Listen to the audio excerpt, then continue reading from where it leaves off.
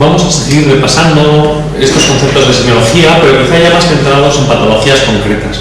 Y el primer gran bloque de patología que tenemos que repasar pues es el bloque de la enfermedad cerebrovascular. Es muy importante que de este bloque no os quede ninguna duda. Entonces vamos a intentar, a base de preguntas, intentar resolver todo tipo de cuestiones que puedan surgir en cuanto a tratamiento en el momento agudo, en el momento crónico, etcétera, y sobre todo la clínica del ictus. Sabéis que la enfermedad cerebrovascular pues, es la enfermedad neurológica más frecuente. La enfermedad neurológica más frecuente y es la cuarta enfermedad en incidencia general en la población adulta.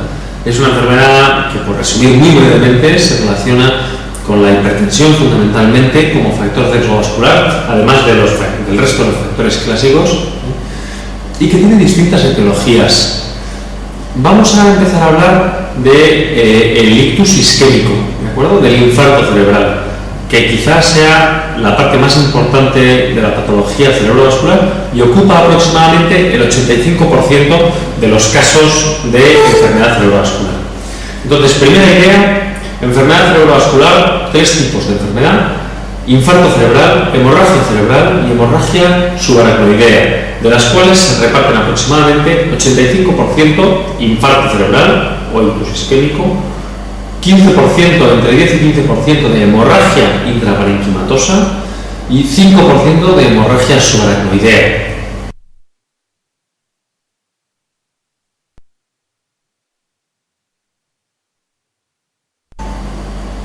Centrándonos ahora en el ictus isquémico, vamos a hablar primero de su etiología, y es muy importante tener claro estos mecanismos.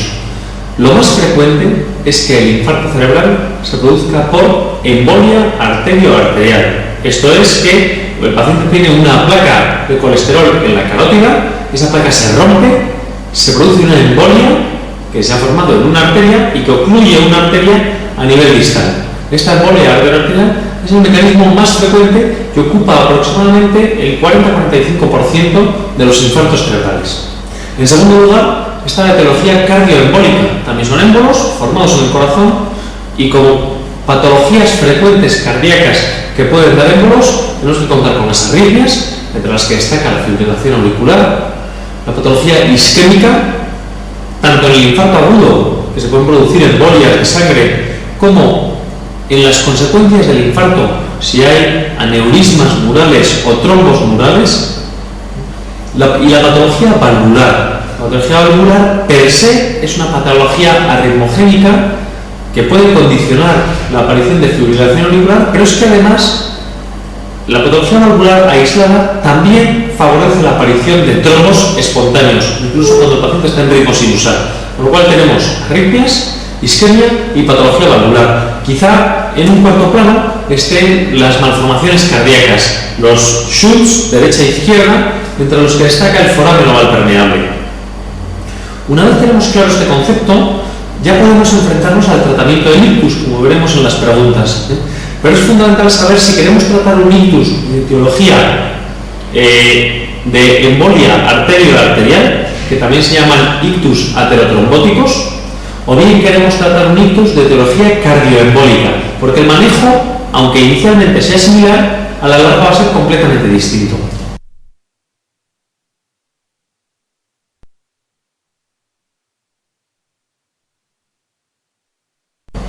Vamos a hacer una primera pregunta de calentamiento, la pregunta 27. Acerca de la enfermedad vascular cerebral, señale el enunciado que no es correcto. La patología cardíaca más frecuentemente relacionada con la patología vascular cerebral es la fibrilación auricular. La hipertensión arterial es un factor de riesgo. Los AIT pueden tener un origen trombótico. La existencia de un AIT es un factor de riesgo para un ictus isquémico, o el factor de riesgo globalmente más importante para el ictus isquémico no aparece en ninguna de las opciones previas. Hemos hablado antes que el factor de riesgo más importante para que se forme un ictus isquémico es la hipertensión arterial, que aparece en la respuesta número 2, con lo cual probablemente la respuesta falsa sea la 5. Si bien tenemos que tener en cuenta que esto es válido para los pacientes en prevención primaria, es decir, pacientes que no han tenido nunca antes un infarto. Aquellos pacientes que ya han tenido un infarto cerebral, el hecho de haber tenido un evento previo, es el factor de riesgo más importante.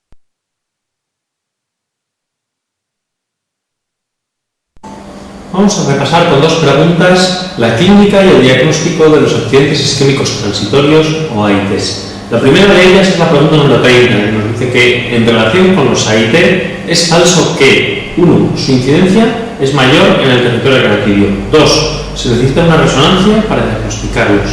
3. Aproximadamente un 30-40% de los pacientes que los desarrollan un infarto cerebral han tenido previamente un AIT. 4. Los principales factores de riesgo para el infarto parecen ser la presencia de lesiones en los troncos arteriales supraórticos y la magnitud de esa estenosis.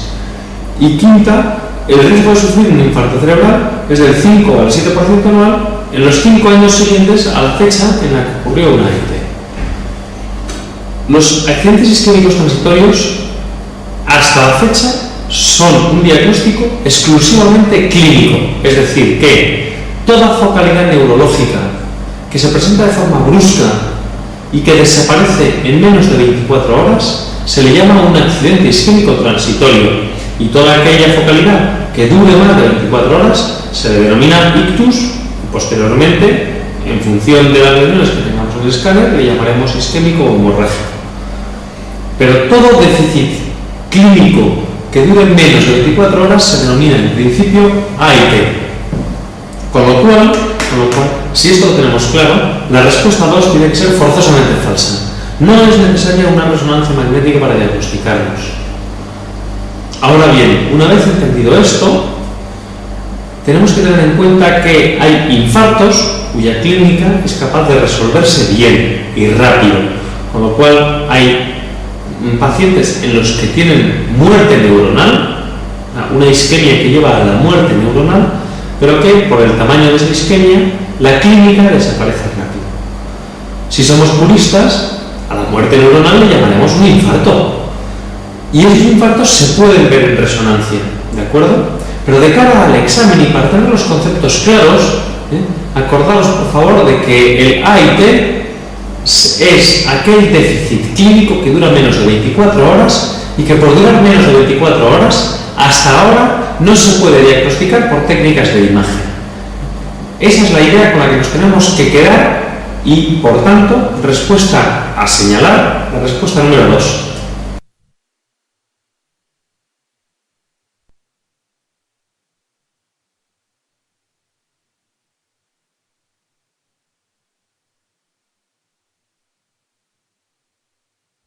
Siguiente pregunta, la pregunta 31, nos habla de la clínica de los AIT y nos pide que señalemos la falsa. El número 1 es que el síntoma más frecuente en los AIT vertebrobasilares es el vértigo. La número 2 es que una disartria puede ser síntoma de isquemia en el territorio carotidio. La número 3 es que cuando polisquemia se asocia en hemiparesia y amaurosis fugaz, esta suele ser contralateral al hemicuerpo parético. La cuarta es que los episodios de amnesia global transitoria no son necesariamente de origen isquémico, y la quinta es que los AIT troncoencefálicos pueden cursar con clínica mayor de 24 horas debido a la recuperación funcional más lenta de este territorio vascular. Bueno, como os he comentado en la pregunta previa, los AIT se traducen por focalidad neurológica que dura menos de 24 horas. Aquí no estamos hablando ni de territorios vasculares ni de nada, con lo cual la respuesta 5 es rematadamente falsa. Me da igual cuánto dure, cuánto pensemos que está afectado el sistema nervioso o qué localización tenga esa lesión. Si la afectación dura menos de 24 horas, estamos hablando de un AIT. Y si la lesión dura más de 24 horas, estamos hablando de un infarto. Con lo cual, respuesta 5 seguro que es falsa. El resto de respuestas comentan un poco otra clínica compatible con AIT, que en este caso pues son correctas. Para resumir, respuesta correcta, es decir, respuesta a señalar por ser falsa, la respuesta 5.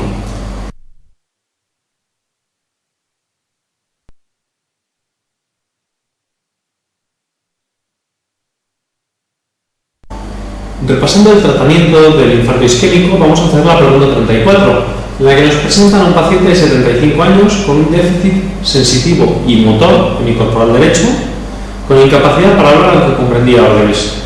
El cuadro ha sido transitorio con recuperación en escasos minutos. En las pruebas diagnósticas destaca una fibrilación auricular y nos piden cuál es el tratamiento preventivo de nuevos episodios de elección. Como hemos hecho en otras veces, vamos a intentar analizar qué clínica tiene el paciente. El paciente presenta incapacidad para hablar, pero con comprensión de órdenes. Eso se llama afasia motora. Esto nos lleva a una afectación frontal izquierda. Además, tiene un déficit sensitivo y motor del hemisferio derecho, con lo cual se corresponde también con una lesión frontal o frontoparietal, porque en la corteza parietal están las aferencias sensitivas, frontal y parietal izquierdo. Esto ha durado minutos. Luego, se ha durado minutos, esto es un accidente isquémico transitorio en el territorio carotídeo izquierdo, concretamente afectando a los lóbulos frontales y parietales izquierdos. En el estudio posterior de este accidente isquémico transitorio hemos visto que el paciente tiene una fibrilación auricular, con lo cual esta probablemente sea la causa de esos accidentes isquémicos.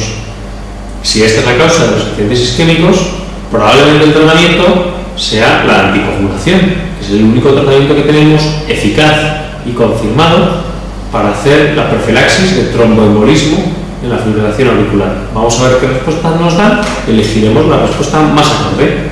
1. Antiagregación con salicilatos, ineficaz en un paciente con fibrilación auricular. 2. Anticoagulación oral. 3. Antiagregación con ticlopidina. 4. Angioplastia carotidia derecha. Y 5. Endarterectomía carotidia derecha. La respuesta 4 y la respuesta 5 hablan sobre manipular la carótida. Además, en ambos casos, la carótida derecha, cuando sabemos que el problema está en la carótida izquierda, con lo cual, tanto porque el problema inicialmente está en el corazón y no en la carótida, como porque el lado a tratar es el equivocado, la 4 y la 5 no son adecuadas. La 1 y la 3, que hablan de antiagregación, tampoco sería adecuada porque sería un tratamiento insuficiente para este paciente que ya ha tenido un evento isquémico. En los pacientes en los que hay que realizar prevención secundaria, es obligatorio ser más agresivos en el tratamiento y plantearnos de manera más enfática la anticoagulación oral. Con lo cual, en este caso, la única opción de tratamiento acorde es la respuesta número 2.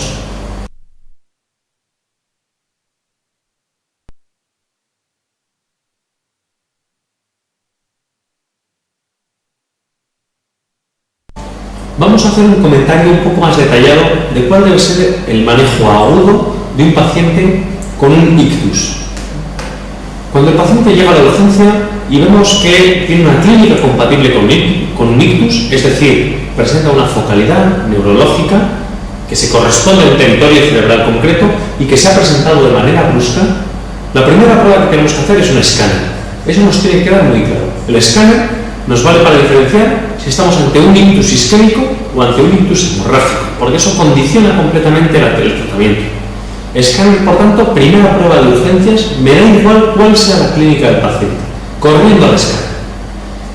Una vez demostramos, como venimos hablando en estas preguntas, que el paciente tiene un ictus isquémico, la siguiente pregunta es: ¿este paciente es subsidiario de recibir fibrinolisis o es subsidiario de recibir otras medidas de tratamiento? Lo más importante es saber si podemos fibrinolizar al paciente. La fibrinolisis, sabéis que, por un lado, es el tratamiento que más ha demostrado mejorar la recuperación de los síntomas del paciente a los 3 meses de haberse producido el infarto, pero es un tratamiento que es muy agresivo y que conlleva un alto riesgo de sangrado. Por tanto, tenemos que ser muy exquisitos a la hora de elegir a nuestros pacientes. Por ello, y por recordar brevemente, no se pueden fibrinolizar pacientes muy mayores, por encima habitualmente de 80 años, no se pueden fibrinolizar pacientes que lleven más de 4 horas y media, y la indicación ha cambiado recientemente, pero son 4 horas y media desde el inicio de los síntomas. No se puede fibrinolizar a pacientes que hayan tenido traumatismos previos, no se puede fibrinolizar a pacientes cuya clínica sea muy importante o cuya clínica sea muy leve. Y esto tiene una explicación. Como lo que buscamos con la fibrinolisis es mejorar los síntomas, si el paciente presenta pocos síntomas, el riesgo de sangrado supera el beneficio de mejorarle esos pocos síntomas. Y por el contrario, si el paciente presenta demasiada sintomatología, en ese cerebro que tiene un daño muy extenso, el riesgo de sangrado también es altísimo, con lo cual las opciones de mejorar algo el pronóstico de ese paciente son muy bajas en relación con la posibilidad de que dentro de ese infarto se produzca una hemorragia. Por tanto, si la clínica es muy leve y si la clínica es muy extensa, que eso se mide por unos criterios de valoración recogidos en la escala de los National Institute of Health, que por eso se llama NIH-SS, National Institute of Health Stroke Scale, escala de infarto de los Institutos Nacionales de Salud americanos, digo que en esta escala se recoge una serie de puntuaciones que, en función del valor que se conceda por la clínica del paciente, sabemos si podemos o no fibrinolizar. En resumidas cuentas, no podemos fibrinolizar si el paciente es muy mayor, no podemos fibrinolizar si la clínica está desapareciendo o si es muy extensa, no podemos fibrinolizar si el paciente lleva más de 4 horas y media con la clínica, y no podemos fibrinolizar en cualquiera de las situaciones que contraindicaría otra fibrinolisis como la cardíaca, que es que tenga las plaquetas bajas, la tensión arterial demasiado alta por encima de 200 de sistólica, que tenga problemas de coagulopatías, una enfermedad renal o una hepatopatía severa, que haya sido operado recientemente, etcétera, etcétera. Si repasamos las contraindicaciones y volvemos ya al caso, vemos que el paciente se puede fibrinolizar, pues a por él, porque ese es el mejor tratamiento. En caso de que tenga alguno de estos problemas, nos tenemos que plantear otras terapias. Otras terapias que serán la antiagregación o la anticoagulación. ¿Cuándo anticoagularemos? Cuando pensemos que el fenómeno es cardioembólico, es decir, cuando veamos un FA, conozcamos que el paciente tiene un infarto con un trombomural, por ejemplo, o sepamos que el paciente tiene una valvulopatía previa conocida, que no estuviese anticoagulado. En este caso, pues la opción de tratamiento será la anticoagulación. En caso contrario, probablemente la opción más adecuada sea la antiagregación. Por finalizar la explicación, hay algunas patologías que, si bien el problema no es cardíaco, sí merece la pena anticoagular de inicio. Y estos son los infartos isquémico-transitorios, los AIT, que se producen de repetición en poco tiempo. Es decir, un paciente que presenta varios AITs a lo largo de una semana, a pesar de que el paciente, cuando venga a la urgencia, se encuentra en un ritmo sinusal, tenemos que pensar que tiene un problema embolígeno que le hace soltar muchos émbolos. Por tanto, tiene un riesgo muy alto y hay que tenerlo anticoagulado en los momentos iniciales. AITs de repetición. La disección carotidia hay que anticoagularla en los momentos iniciales. Y los infartos de la circulación posterior se deben anticoagular en los momentos iniciales porque es menos probable que se produzcan placas de ateroma en la circulación posterior y es más probable que sean debidos a fenómenos simbólicos. Con lo cual, manejo agudo del infarto y, de manera resumida, en primer lugar, el escáner para diferenciar si estamos frente a un ictus isquémico o ictus hemorrágico. Cuando demostremos que esto se debe a un infarto, nos tenemos que plantear fibrinolisis. ¿Cumple criterios de fibrinolisis por su edad, por el tiempo que lleva, por su comorbilidad, etcétera? Sí, pues entonces le fibrinolizamos. ¿Que no lo podemos hacer? Entonces nos planteamos antiagregación versus anticoagulación. ¿En quién anticoagulamos? En quienes pensamos que el problema viene del corazón, en los pacientes con cardiopatía embolígena o en pacientes con infartos de territorio posterior, disecciones carotidias y AITs de repetición. Si no cumple ninguna de estas características, pues entonces le antiagregamos. Y esto, en resumidas cuentas, es el manejo del ictus agudo.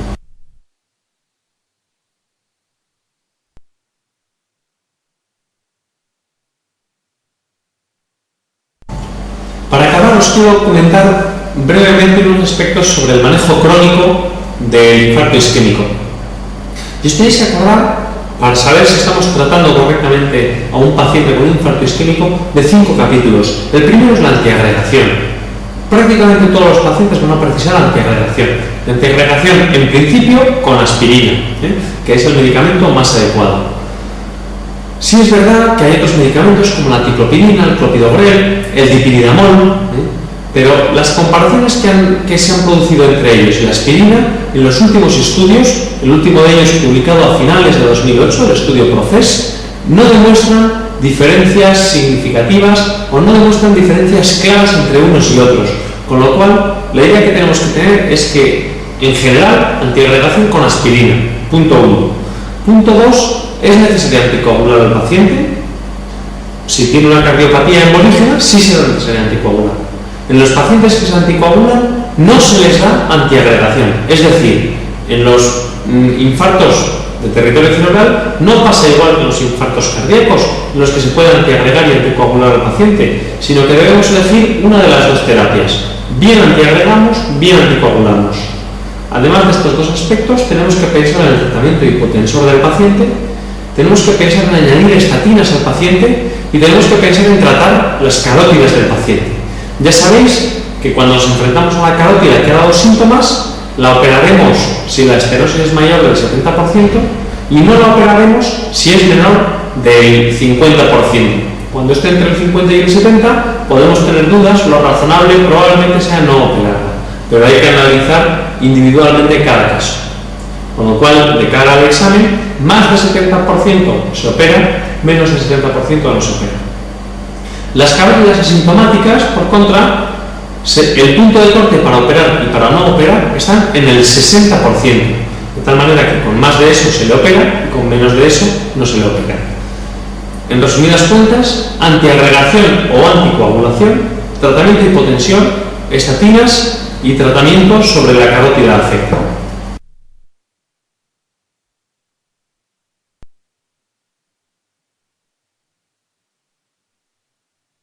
Vamos a hacer alguna pregunta sobre los aspectos hemorrágicos y vamos a repasar la pregunta 33, que nos habla de un paciente de 35 años que presenta de forma brusca una pérdida de fuerza del bicuerpo izquierdo. Se le hace un escáner y vemos que tiene un sangrado córtico subcortical en el lóbulo frontal derecho. Nos preguntan cuál es la culpa de este sangrado. ¿Será por hipertensión? ¿Será un angioma venoso? ¿Será una malformación arteriovenosa? ¿Será una angiopatía amiloide o un síndrome antifosfolípido? En este capítulo de la hemorragia intraparenquimatosa tenemos que tener claras varias categorías. Lo más frecuente es que un sangrado se deba a la hipertensión. Eso es lo más frecuente. Cuando no se debe a una hipertensión, puede ser que no se deba a una hipertensión porque el paciente sea muy joven, segundo punto, en cuyo caso se debe a una malformación o a un tumor, o bien que el paciente sea muy viejo pero que no sea hipertenso, en cuyo caso se debe a angiopatía amiloide. Solo tenemos básicamente estas cuatro causas. Hipertensión, de manera general. Si no es hipertenso y es joven, bien malformación o bien tumor. Y si no es hipertenso y es viejo, angiopatía amiloide. En este caso, tenemos un paciente joven, no es hipertenso, no nos ofrecen la posibilidad de que sea un tumor, con lo cual lo más probable es que sea una malformación arteriovenosa. Respuesta correcta, por tanto, la respuesta número 3.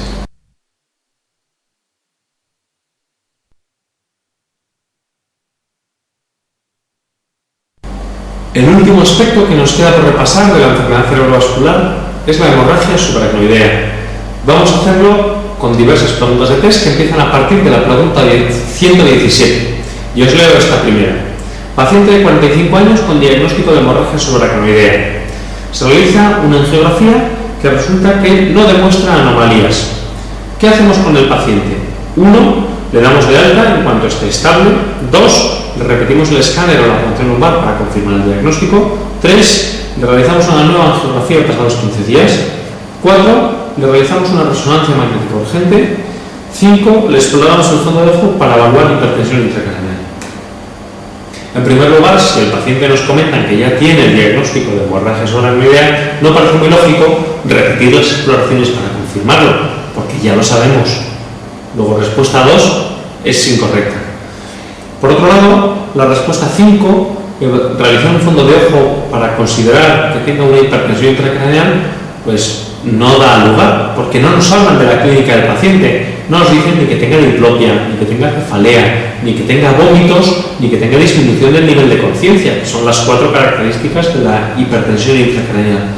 Con lo cual, no tenemos por qué sospecharlo. Luego, respuesta 5, también falsa.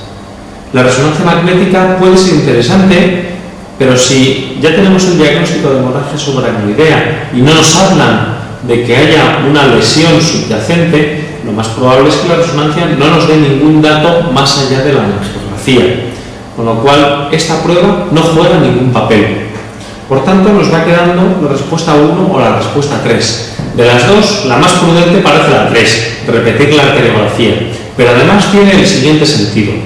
Hay pacientes en los que, después de producirse una hemorragia subaracnoidea, ese neurisma que está roto se rellena de material plaquetario y material de coagulación y queda completamente bloqueado por un tapón plaquetario. Si nosotros realizamos la arteriografía de manera urgente, probablemente veamos el aneurisma, pero si la realizamos, por ejemplo, al día siguiente o a las 48 horas, cuando el tapón plaquetario se ha formado, es posible que en el aneurisma no entre el contraste de la arteriografía y, por tanto, no lo veamos en un primer momento.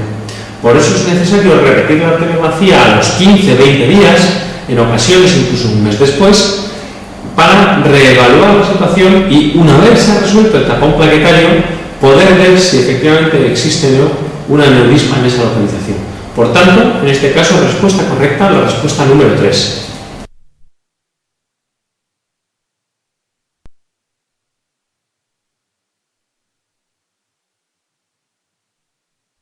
Vamos a hacer ahora entonces la pregunta 118. En esta nos presentan una mujer de 52 años con una hemorragia subaracnoidea, un estadio 2 de la Sociedad Internacional de Neurocirujanos, y esta mujer se le realiza una arteriografía. Al segundo día de su ingreso se realiza clipaje sobre el aneurisma causante del sangrado y a partir del sexto día presenta un deterioro cognitivo, un deterioro a nivel de conciencia. Se realiza un nuevo escáner para reevaluar la situación y se ve que la paciente no tiene signos de hidrocefalia y no tiene signos de resangrado. Y nos preguntan por la complicación que sospechamos. Sabéis que las complicaciones de la hemorragia subaracnoideas pueden ser de aspecto médico general o de aspecto más neurológico. Las complicaciones médicas generales son fundamentalmente dos: las debidas a la secreción de catecolaminas y las debidas a la producción de un síndrome de secreción inadecuada de ADH que lleva a una hiponatremia que puede ser refractaria al tratamiento habitual. Además de esas están las complicaciones neurológicas, que incluyen fundamentalmente tres. Como sabéis, la hiponatremia, la hidrocefalia, que se puede producir en las primeras 24 o 48 horas de ingreso, y si no, se suele manifestar ya a largo plazo, a partir de la segunda o tercera semana. El resangrado, que se produce también en los primeros compases de la clínica, en las primeras 72 horas, y el vasoespasmo, que se produce en torno al cuarto al séptimo día de tratamiento. Desde luego es raro que aparezca más allá de 10 días de tratamiento. En este caso, en el que en primer lugar hemos realizado un clipaje que disminuye claramente las posibilidades de sangrado, pero además tenemos un escáner que nos confirma que no hay un nuevo sangrado y que no hay signos de hidrocefalia, la culpa de este tratamiento se tiene que deber a un vasoespasmo. El vasoespasmo genera mucha movilidad porque puede dar nueva facilidad neurológica y que ésta sea permanente, pero sin embargo no es la complicación más mortal. La complicación más mortal de la hemorragia subaracnoidea es el resangrado, con una mortalidad que ronda el 75%, es decir, 3 de cada 4 pacientes que resangran fallecen. Pese a ello, la respuesta 1 la vamos a considerar casi correcta. La respuesta 2 efectivamente es correcta. El Doppler transcraneal va a mostrar un aumento de la velocidad de flujo, porque al producirse el vasoespasmo, la velocidad del flujo aumenta para intentar vencer esa resistencia del vasoespasmo. La respuesta 3, cuanta menor sangre exista, en principio menor es el riesgo de resangrado y menor también es el riesgo de vasoespasmo, porque se cree que está condicionado por la irritación que produce la sangre a nivel local. La respuesta 4, se debe empezar a aplicar la terapia de la triple H, que por recordaros se trata de hemodilución, hipertensión e hipervolemia, es decir, de diluir la sangre, pero generar una tensión arterial adecuada para mantener una buena perfusión de esas zonas de vasoespasmo y además un buen aporte de volumen para facilitar la distensión y la apertura de esa vía. Y por último, el periodo de máxima incidencia, como hemos comentado a la introducción de esta pregunta, está entre el sexto, el cuarto y séptimo día, ¿no? Para acabar, recordaros simplemente que el vasoespasmo se realiza profilaxis con nifedipino y con nimodipino, con calcio antagonistas de acción larga, intravenosos, fundamentalmente nimodipino intravenoso a lo largo de todo el ingreso, al menos durante 10-11 días. Por tanto, en esta ocasión, la respuesta a señalar, que es la respuesta falsa, es la número 3.